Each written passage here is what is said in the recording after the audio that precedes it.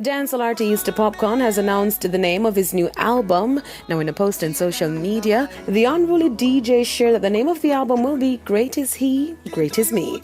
Popcaan, however, did not reveal a date for when the project will be released, but fans are excited for the updated news on the project as they eagerly await the album. Now, back in August last year, Popcaan hinted at his new album, noting that it will be launched in Ghana. Great Is He, Great Is Me will be the fifth studio project. In January, Popcaan made history after he performed for thousands of patrons at the Independence Stadium in the Gambia. Dancehall artist QQ was recently honored with the Prime Minister's Youth Award. The child star was recognized for his excellence in the music industry on Sunday. Now, in a post online, QQ stated that he is humbled by such a recognition.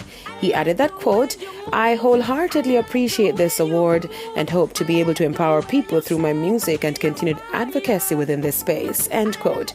In his acceptance speech, QQ also thanked the government of Jamaica for the honor. I want to say to all the nominees and awardees, enough love, congratulations to you and yourself, and all the best in your future endeavors.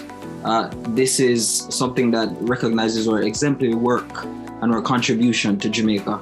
And this only shows that we want a better Jamaica. QQ is one of the youngest entertainers in Jamaica to have a hit record.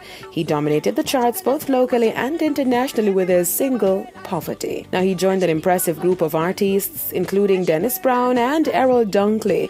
QQ has also released the hits like Stookie, Take It to Them, and has teamed up on the track Skip to My Lou, which features dancehall artist Ding Dong. The Prime Minister's Youth Award was held on Sunday and featured performances from gospel artist Rhoda Isabella as well as Ruckus Yaxter, among others. The Prime Minister's National Youth Award